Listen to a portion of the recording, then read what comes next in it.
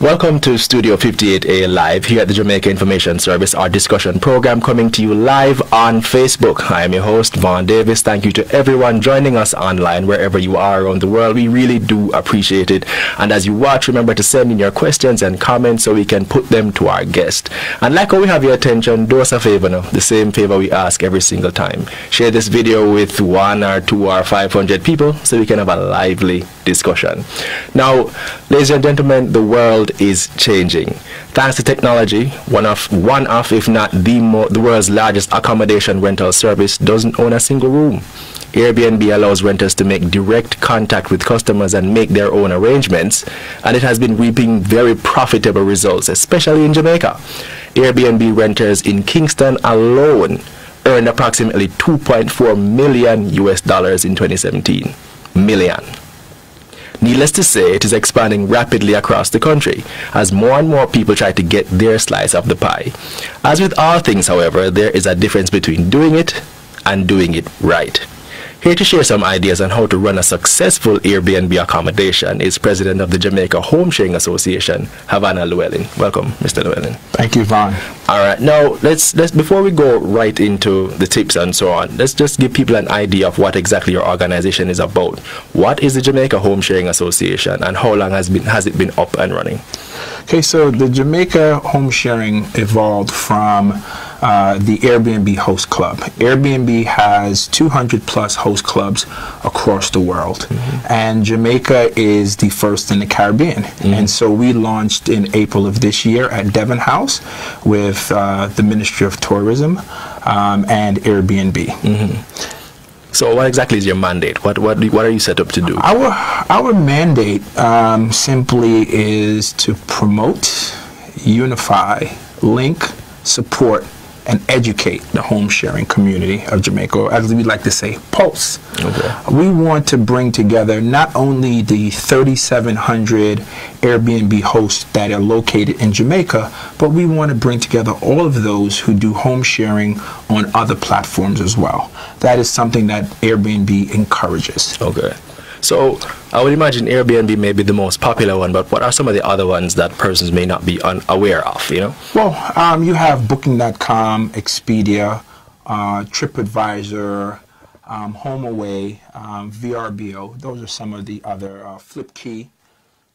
So you mentioned a while ago it's about approximately 3,700 home renters who are actively involved in the industry as it is now. Just give us an idea of what the landscape looks like in Jamaica presently. What does it look like? Where are we seeing the most renters? You know, how are they doing it really? Well, the 3,700 that I mentioned are just Airbnb.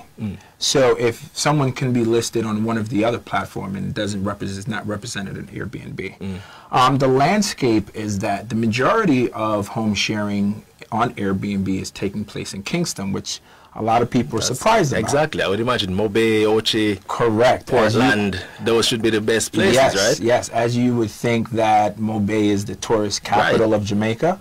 But what you see there is that Airbnb fills a specific need. When you look at Kingston compared to some of those more popular vacation destination points, there's not a lot of hotels in Kingston. We now are seeing hotels being built in Kingston. So I think Airbnb developed in Kingston because of the lack of accommodation. So we were filling a need. We are now, looking to spread to some of the non-traditional places, your St. Thomas, your Portlands. Really, our mandate also is to help to be more inclusive of the tourism product. When you think about it, we want individuals to participate in their homes, but not just homes, because Airbnb also does experiences. Right. We'll get to that, because that's some of the things I do plan to talk about. But before I even go any further, how does one get involved? Because I think that is the question many people have. They have a piece of land, they're thinking, okay, I can set this up, build a nice little room, and maybe register on Airbnb and start earning a little extra cash. So how do you get started, first of all? Well, you get simply, you go to the Airbnb website, you have to create a profile, and once you create a profile, it takes you through a series of questions: what type of home, whether it's an apartment, a condo, a house, how many rooms, how many bathrooms, how often do you want to rent, is it part-time, whether it's a private room, an entire house. So there's a lot of different options. One of the great things about Airbnb, I think there's something for everyone. And, you know, I think maybe one of the misconceptions out there is that you have to go out there and you have to spend a bunch of money kind of renovating your home or putting something up. Right. I often tell people that you can have a property with no AC, no ceiling fans.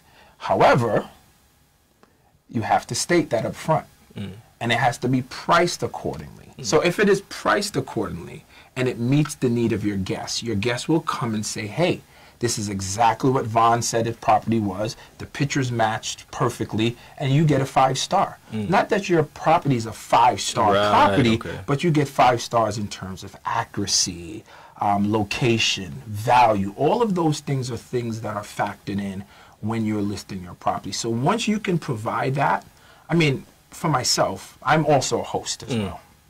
So I remember when I first started, you know, was very nervous, didn't know what was going to happen. Of course, the thought is, you know, once you put the place online, that everyone beats a path to your door. Right, right. Well, that's like open up a store. When you open up your first store, does everyone beat the path to your door? You have to do some marketing. You have to let people know. You have to hang a sign outside. So it's very much the same, but it's an online environment. Okay.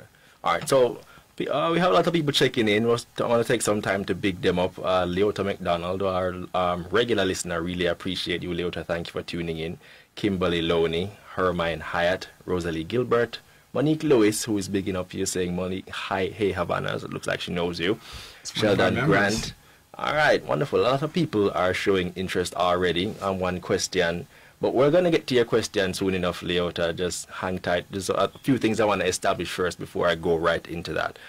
Now, as we said, there is doing it and there's doing it right. But are there any standards, are there any regulations that govern how Airbnb is operated in Jamaica? I know it's a new industry, so that means that, you know, initially there might be a little, you know, generality of people might want to say like a free-for-all kind of thing. So people might believe that they can get away with a whole host of things. Does Airbnb have any requirements for its renters, and simultaneously does the government, or are there any regulatory things that renters have to pay attention to? Okay, that's a great question, and that's one of the questions that is often asked. What are the regulations?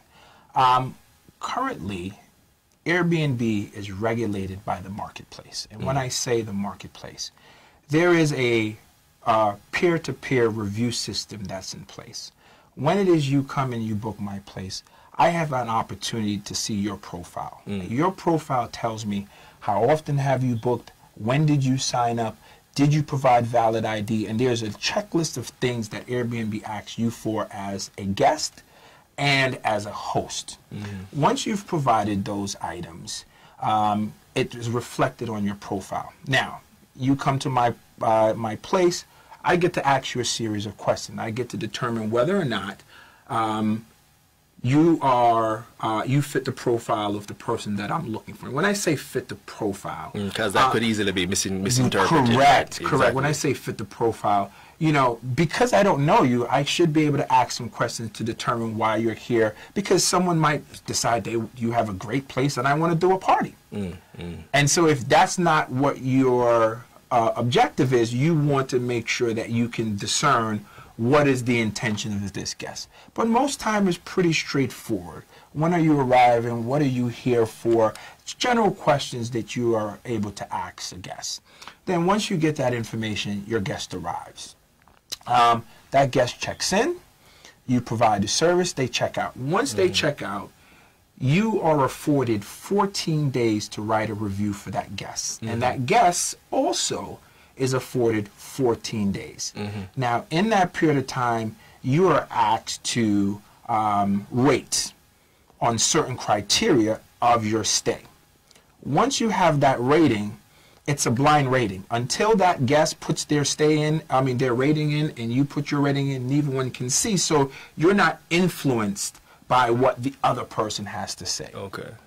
Once that's posted, that is going to determine where you fall in the algorithm.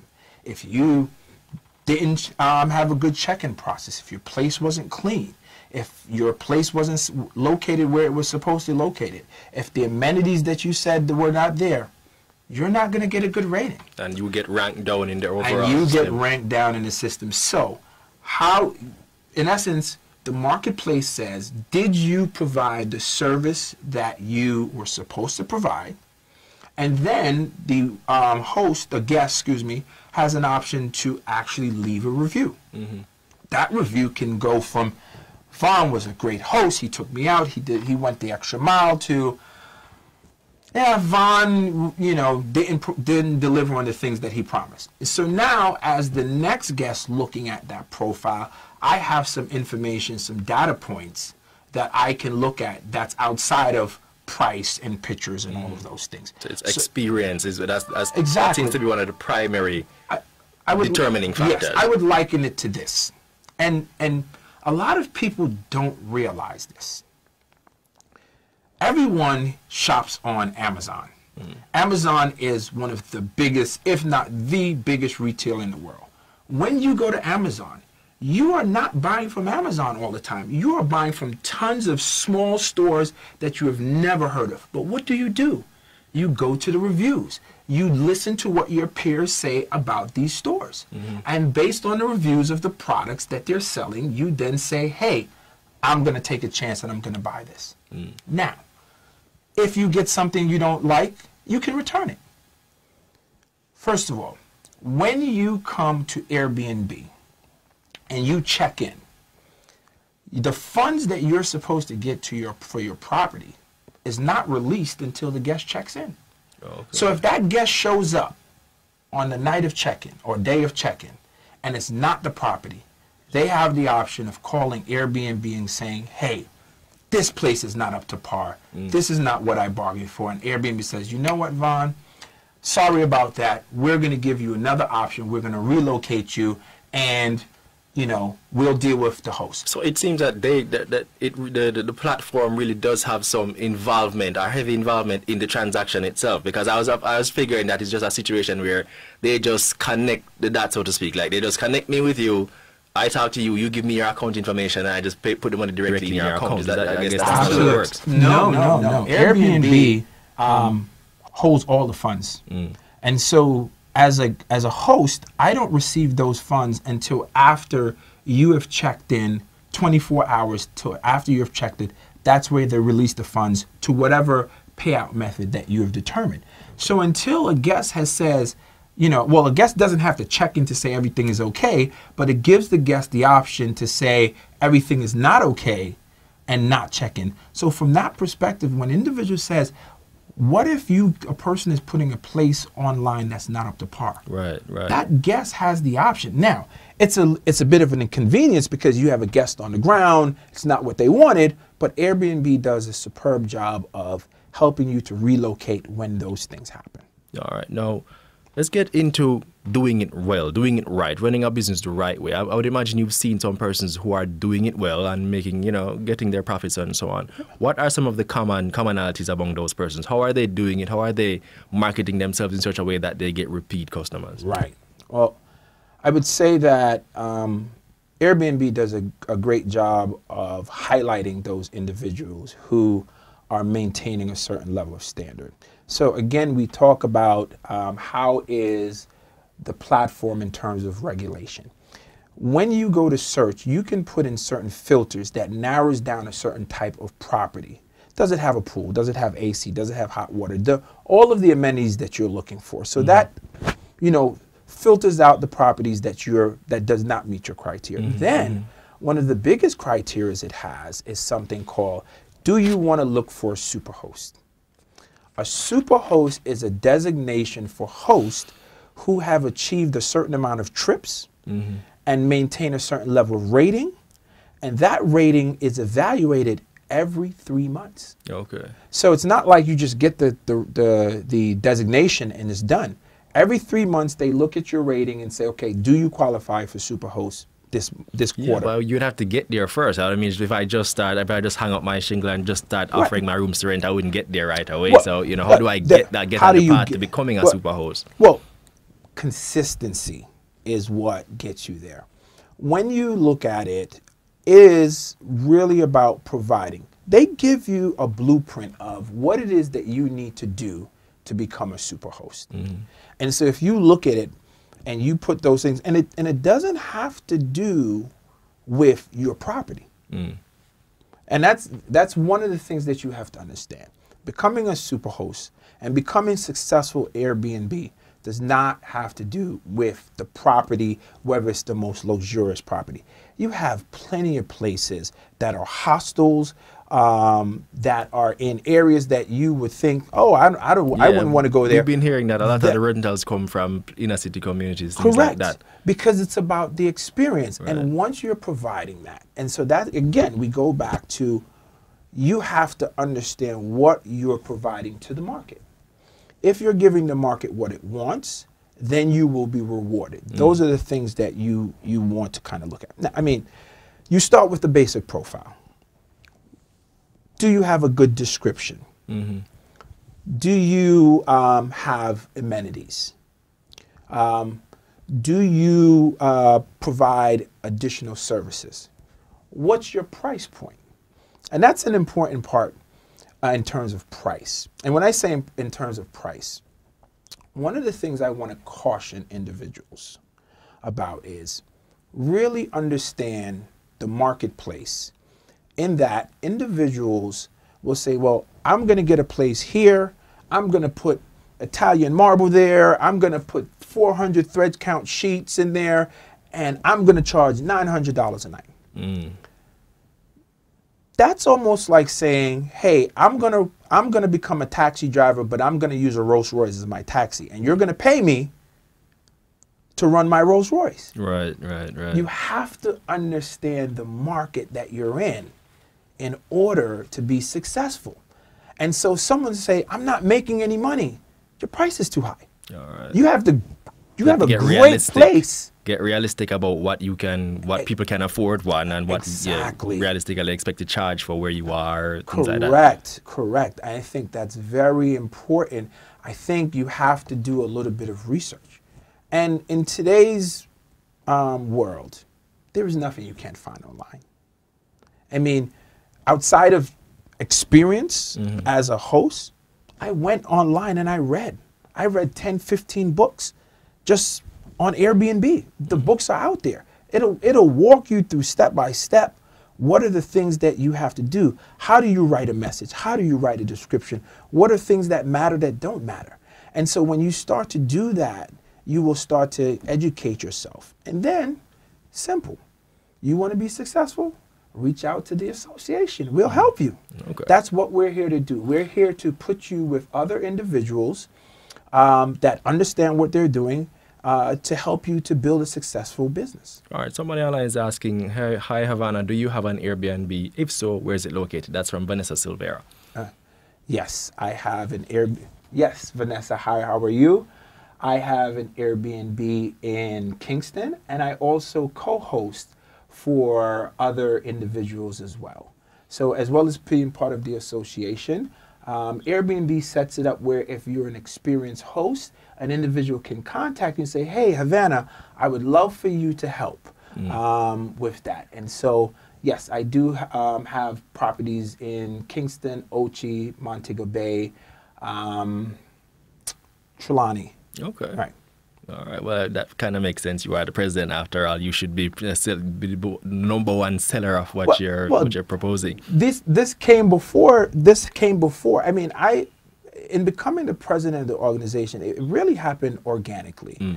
Myself and other individuals, I had started to reach out to other hosts because I felt like an island. They say no man is an island. And it was only me that I knew. And I think that's happened for a lot of individuals, that they don't know how to contact someone. So I actually started messaging people through the Airbnb app was able to kind of meet up with a couple of people. I think one of the first hosts that I met was, a gentleman by the name of Keon Mills. Very successful, had a multiple properties, super host. And at that time, I was just starting out. I called up Keon and he said, yeah, I'll meet you. And we started to talk. Then we added 2 more people and 3 more people and 4 more people. So by the time Airbnb came into the market and said, hey, we want to, look at starting a host club in Kingston, we had already started to talk and organize. Right. So you're already more or less doing the legwork. Yeah. So we actually helped to organize one of the first focus group of hosts in Kingston. And then we went to the World Tourism Conference that took place in November in Montego Bay. And that's where I started to meet other individuals. That's where I met the vice president of the organization, Sherry Ann Anderson, who's also a host, but she was one of the first experienced hosts in Jamaica and has the most popular experience, Jerk by the River. Okay. And so that's how the organization started to come together. And it was just other individuals saying, hey. Just like-minded people just looking for that help to come together. Correct. Right. Now, let me ask you this, Havanah. Do you find that like I said, it's pretty new. So is the government looking to bring any sort of regulation at this point? Is there any talk? Is there anything that you're hearing on the ground as to say that, okay, this level of regulation might soon be coming, or these kind of standards, just to ensure that there are standards, one, I suppose, uniformity, and that so there's recourse in the event that something happens. You know what I mean? Well, I think one of the things that we're looking as an organization to do is how do we raise standards among our members? Before regulation comes, we have to be responsible and say, hey, what are the things that we want to do? What do we want to do in terms of best practices? And then what we're also looking to do is we're looking to partner with the government where we can. The Ministry of Tourism has been very helpful in terms of really going out there and leading the charge and the partnership with Airbnb. Okay. I remember when I first sat down with the policy people in Washington, D.C., and they had nothing but glowing remarks about Minister Bartlett and what he's looking to do. And as you can see, he's gotten Airbnb engaged. So, really, they've been doing a great job. Okay. You have other entities like the Tourist Enhancement Fund, Dr. Kerry Wallace, who is also, assisting and leading the charge. So there's real support there. There's real support. Definitely. Not to also mention TPDCO and Tourist Board, Donovan White. So these individuals, they want to see tourism become an inclusive product. So we're working with the government and we're looking to work with municipalities. We've met with many municipalities that says, hey, we want to really start to market our individual cities. How do we do that with providing proper accommodations? And so we're having those types of discussions that, will help that. So we're here, ladies and gentlemen, discussing the possibilities, the potential for the growth of the Airbnb sector in Jamaica with Havanah Llewellyn, president of the Jamaica Homesharing Association. We have a question online from Mitzi Samuels. She wants to know the contact details for, just take the opportunity to plug your organization, how people can get in touch with you, that kind of thing. Well, you can reach us by our website, our Instagram, or our Facebook, and that's jhsaltd.com.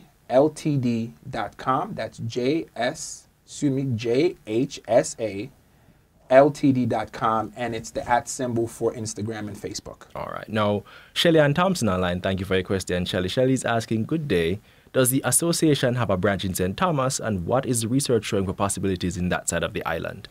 Well, we are an island-wide organization, and we've recently started to move around the island in Montego Bay, Negril, Ocho Rios, were our first stops. We're also looking to move around the other side of the island. Funny enough, as I said, we're partnering with government, and so we will be doing a forum with TPDCO starting in the next couple of weeks, and St. Thomas and Portland are the first stops on that. All right. So any preliminary information giving because I mean, you know, St. Thomas has, you know, a rap. St. Thomas really wants to move up on the scale. I mean, compared to Ochi, Mobe, that kind of thing. I think many persons in that side in particular would have a definite interest.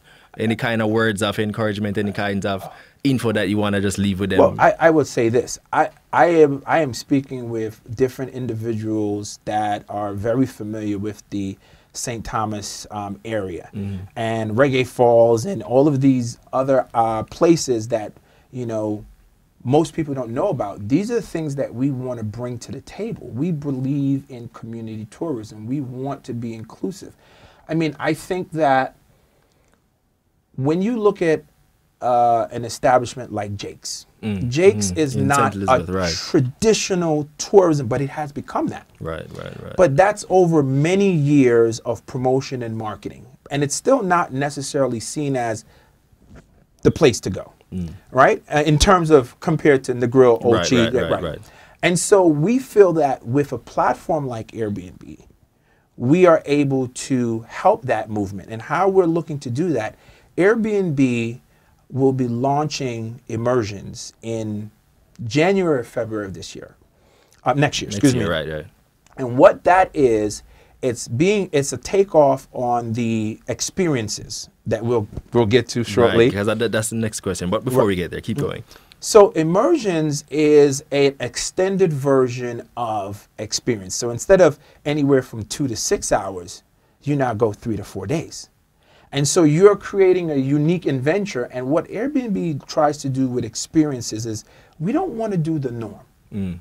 And so when you look at most experiences, you know, the Bob Marley Museum or Foundation is on experiences, but it's not, let's go to the Bob Marley Museum. They provide a richer, more in-depth background information, and some of the things that they're doing is more social impact. And so with experiences, that's the focus to really highlight areas and places that aren't traditionally in the tourism. All right. Well, that kind of leads into two questions we have from a listener online, our watcher online, Kimberly Loney. Thank you, Kimberly, for your question. She says, where can I find support for marketing smaller communities such as Claremont in St. Anne? And she also asked, do you find that people want to experience local life and country life as well? Absolutely. I mean, when you look at it just from a global perspective, everything is going organic. People want to go from farm to table. And so when you talk about country life, that rural experience is something that I think individuals want. I think the problem is, how do they access it? How do I find those individuals? Get the information and create the experience. And these are the things that we're looking to do. Partnering with existing channels that are out there that may already have these pieces. How do we put them together? How do we market them? How do we package them and put them out there? Right. And I think that's what's happening when we look at the partnership with government and private sector. It's that we're seeing that the government is understanding that these private sector entities such as Airbnb have the means to get the message out there to the larger market. And so we're putting together the pieces that can allow us to do that. All right. Well, it seems Kimberly Loney really appreciates the immersion. Talk to me about that some more. She wants to get in on the immersions. So what exactly will that entail once it starts getting rolled out next year? Well, the immersions will be a multi-day experience. And so it's lodging, it's activities, all in a particular area that's not the traditional area. So it could be hotels, camping in the wild for 4 days. You know, so it's not what we're used to in terms of, hey, I'm just going to provide an accommodation. And then the guest does whatever they do. No, you are that host for the 4 days or 5 days or 3 days or 2 days, however your immersion experience is. And so with that, you're able to really get into a community. Okay. So it's like a curated experience, essentially. You come in and they can tell you, we're going to put you up, we're going to send you in the mountains, we're going to let you go to this river, we're going to let you go to this community party, this community experience. And so, so that creates possibilities for communities as a whole to create experiences for persons. Absolutely. I mean, it's already happening loosely. When you kind of look into Kingston 6 area and you see individuals that are non-locals walking around, you say, oh, wow, okay. And most people, oh, they're Airbnb. And then, you know, I've talked to hosts and, you know, they say, well, my guest went out to a party in Standpipe or one of the other communities. And they're like, wait. Standpipe. But, really? But then I can tell you that individuals are showing up in Trenchtown. I have one of the community organizers in Trenchtown, Chris Stone, also Culture Yard.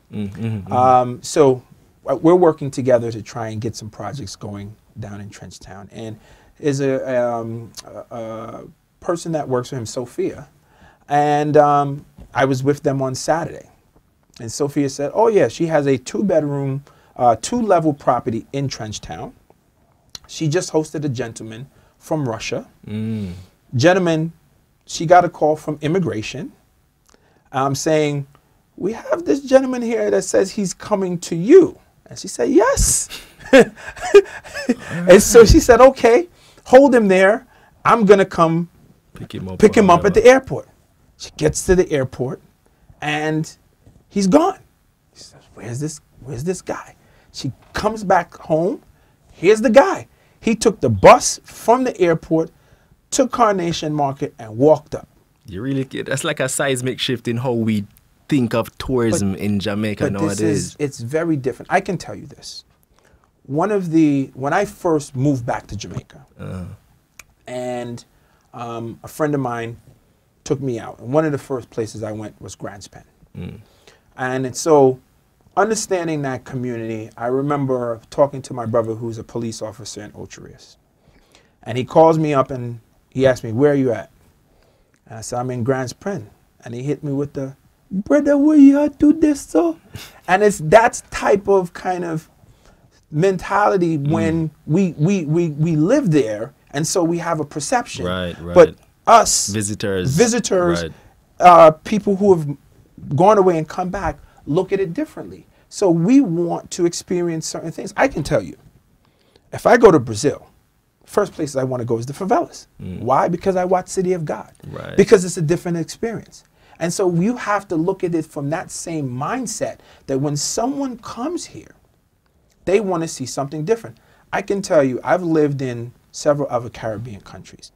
And in some situations, I tell people that in those Caribbean countries, they're more Jamaican than Jamaica. Right. Right? And one of the things you will hear is pasa pasa.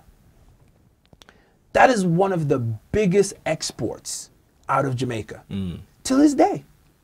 And when you look at, you know, when I talk to people, because by the time I got to Jamaica, it was over and done with. But when I talk to people, you can go downtown to that event, leave your car open, and there will be no repercussions. Everything is safe. And so these are the things that we want to really introduce. This is why I feel that Airbnb is, you know, one of the most important things that's happened in Jamaica in the last 50 years. Yeah, it sounds that way. The opportunities are great. I feel that if you can put that in those communities and support it, then you start to create opportunities. When you start to create opportunities, you start to create a different mindset. And I tell this story all the time. I lived in St. Lucia, and I lived in Rodney Bay, which is this tourist area. Right behind Rodney Bay, a little bit up, is Grosy Lay, which you would consider one of your garrisons. And I would tell you, every Friday night, they would do a street party there, a Friday night fish fry street party. And if you are a tourist and you're happen to get a little bit too intoxicated and you drop your wallet on your floor, someone is picking that wallet up, putting it in your pocket, putting you in a taxi and sending you home.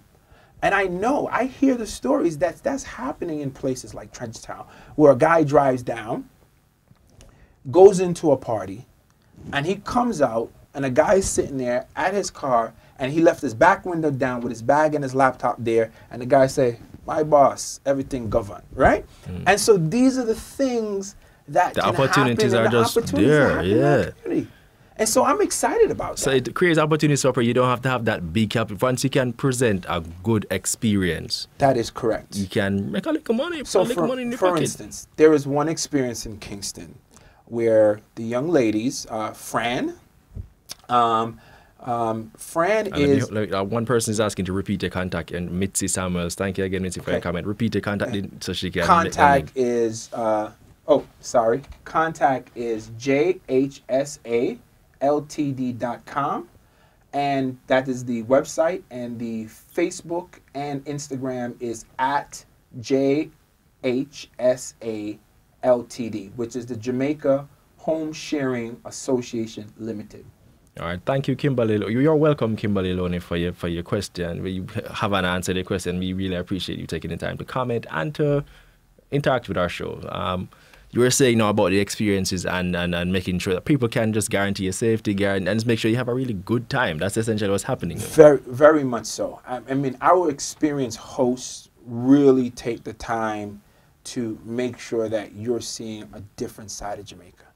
I mean, when you grew up in dance hall and you're out every night, you have a unique perspective of what dance hall is. Because when you look at Jamaica, I think that everywhere in the country, you can go out and you can go to one or two places. But when you come to Kingston, Sunday to Sunday, you can go to a different party every night. And it's a party that is packed. And so that nightlife is in Kingston. And there are individuals that are uniquely positioned to really take advantage of that and take you to an individual. And I mean, when I came here, I had people who took me out. And I got to see and go places that... you'd never, ever think of going. Exactly. Yeah. Exactly. Now, let me ask you, as we kind of wind down and move into wrapping, give me like your top 10 maybe do's and don'ts for persons who are out there really thinking about this and saying, all right, you know what, this sounds like the next opportunity. Your do's and your don'ts. All right. Let's start with the do's. Do your market research, meaning make sure that you find the proper location. Well, in some cases, you have your location is your location. There, yeah. So, but what's happening as we were at the Realtors Association symposium that took place a few weeks ago, there's a lot of individuals that are investing and buying into Jamaica. And so with that, you do have to kind of understand the area in which you're buying into from that perspective. If you are already here, you know, make sure you price your place properly. Make sure you have great photos. Make sure your descriptions are accurate. Make sure that you greet your host, your guests. Try to ensure that you go the extra mile. I mean, I can tell you this.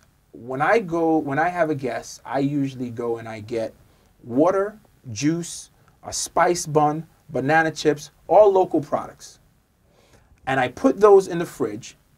And that helps me to get those reviews because a guest is not expecting that. And I learned because when I was traveling one time in Miami, I got to a Airbnb.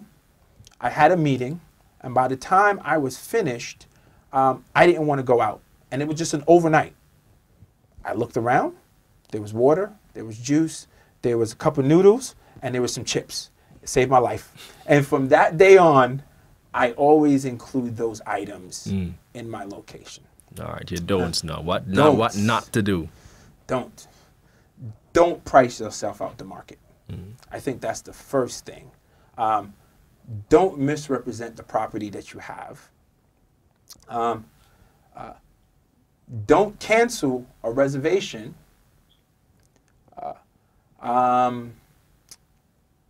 What else? Other don'ts. Don't keep your guests cooped up in the room or try to help them have a good time. Yes. That's what based on what you're saying so far. Yeah, yes. All right. So I think, is there anything else you just want to leave with persons just to let them know, encourage them to get into it, encourage them to really take advantage of this? Anything you just want to leave with them? I would say if you are undecided, if it is you need help, reach out to us. The association, we're growing. We have a lot of people who want to see Jamaica grow, and this is a great opportunity. It's also a great revenue stream if you're doing it correctly. And doing it correctly does not mean you have the biggest property or the best property, but you are the tour guide. And this is, one of our hashtag that we're now starting to promote is I share my JA. And so you want other people to see your vision of Jamaica. I remember one of the things that came up when we launched and the minister was talking, we said that no matter how much money the government spends to say, hey, Jamaica is safe and you should come here, nothing is going to beat that one-on-one relationship where someone comes and stays with Vaughn and goes back, has a great time, and tells them, you are the ambassador to Jamaica. So you have to understand that if you want Jamaica to improve, it starts with you, and this is your opportunity to do so. You have to go out and you have to become that ambassador and make that change yourself. Yeah, I share my JA is the one. Kimberly Llewellyn asking if that's the hashtag. I share my JA. Yes, we just started it. It's new. Well, it looks like it's not so new anymore. People can take it and run with it. That's the way the internet works, man. Yes. I appreciate that. Now, I guess one of the things I've seen online based on the comments is that people just want to know what are the possibilities for each of the individual parishes. It seems like they want a parish overview, if you can provide that. Okay. As I personally have a goal of having representation, meaning an Airbnb in every parish. I want to experience Jamaica. Growing up in New York City, I feel like I didn't experience New York like a tourist will come and say, hey, I went here and I went there. And people, this happens all the time, where individuals come to Jamaica and say, I didn't know about that. So I want to really experience Jamaica. So my goal is to try and find one Airbnb in each of these parishes. So I, as an individual entrepreneur and as an association, we want to make sure that we are going to help these communities, these different municipalities, develop the Airbnb market and experiences, because you can have accommodations, but we want to make sure that there are things to do. A guest of mine came in and they had a deaf in the family in St. Thomas. And someone had booked their accommodations, and when they showed up, they weren't pleased with the accommodation, and so they booked something in Kingston and then would travel back and forth. We don't want that. I mean, we want you to come to Kingston. Don't want that.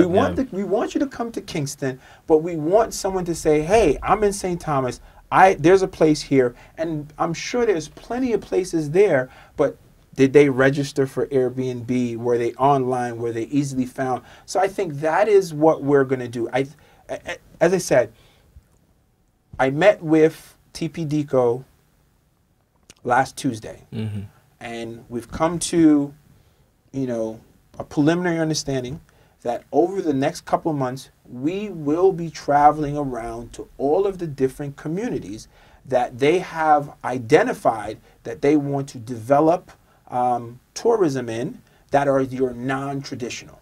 And St. Thomas, Portland, I know are the first two stops, if I'm not mistaken. So that information will be coming out pretty soon. All right, wonderful. All right, Mr. Lewis, I think persons really got some good information. I think you really went into detail. If you didn't learn how to run an Airbnb after this, I think maybe you need to pay attention, go start over. Watch the video again. You might just learn a few things. Thank you so much for coming in and sharing with them. I think people online are really appreciating, based on the comments, they're really appreciating the information. I think you're going to have a lot of persons contacting the Homesharing Association to get started and reaching out to see if they can expand their footprint for the Airbnb in their parishes, in their communities, that kind of thing. Thank you to everyone who tuned into our discussion. We really do appreciate it, especially those of you who sent in questions and comments. I really do appreciate it. And if you send in a question and we didn't get to answer it in our discussion, not to worry. We will be going through afterwards and answering questions, and we can, Mr. Llewellyn just shared his information, so you can just message him directly, contact him, and get the information that you need, right? Remember, our audience plays a major part in our show. If there's anyone you'd like us to have in studio, just let us know, and we'll try our best to have that person in studio as soon as possible. Don't forget to follow us on Facebook and Twitter at Jamaica Information Service, Instagram as well. We're there as well. And so is the Jamaica Homesharing Association. Just give them the contacts one more time. Again, that website is www.jhsaltd.com and at JHSA Ltd. Both on Facebook and Instagram. Well, Mitzi Samuel says she just registered, so you have a brand new member. Looking forward to that. The register button is right on our homepage and very easy. It's about 5 to 10 questions. Let me just leave you with the tidbit. Like I said before, Airbnb renters in Kingston alone earned approximately $2.4 million in 2017. If that doesn't turn your head to make you think about this Airbnb business, I really don't know what will. I think that number might be a little low, but you didn't hear it from me. All right. Well, there you have it, ladies and gentlemen. We do this every Thursday live on Facebook. I have been your host, Vaughn Davis, and this has been Studio 58A Live. Thank you again for joining us, and please have a wonderful day.